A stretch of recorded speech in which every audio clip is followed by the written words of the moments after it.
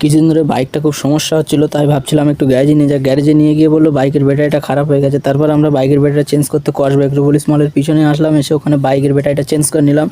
বাইকের ব্যাটারিটা চেঞ্জ করার পর দুপুর হয়ে গেছিলো, তাই নামাজ পড়তে গেছিলাম তোপসাতে নামাজ টামাজ পড়ে ঘরে এসে ফের বিকালবেলা কেমন একটা লাগছিল, তারপর ভাবলাম যাই একটু ঘুরে আসি। বিকালবেলা তো বসে বসে বোরিং হয়ে যাচ্ছিলাম, তাই ভাবছিলাম একটু যাই বাবুঘাটের ওখানে মিলেনিয়াম পার্কটা আছে নাকি খুব ভালো ওখানে, হ্যাঁ ওটা খুব ভালো ঘোরার জায়গা, তাই যাই মিলেনিয়াম পার্কে। আমি একবার এখনও যাইনি মিলেনিয়াম পার্কে।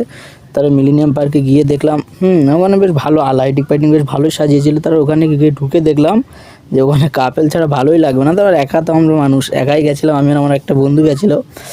ওখানে গিয়ে ঘুরে বেশ ভালো, ওর জায়গাটা ভালো, কিন্তু কাপেল ছাড়া বেকার, একা যাওয়া মানে বেকার। কেউ গেলে একা যাবে না, কাপেলেই যাবে নিয়ে। তার ওখানে গঙ্গার ধারে বেশ ভালোই লাগছিলো। তার আস্তে আস্তে হেলিকপ্টারটা লাগছিলো বেশ ভালো, ওই জন্য ভিডিও করেছিলাম। আবার নেক্সট ভিডিওতে দেখা হবে, বাই বাই।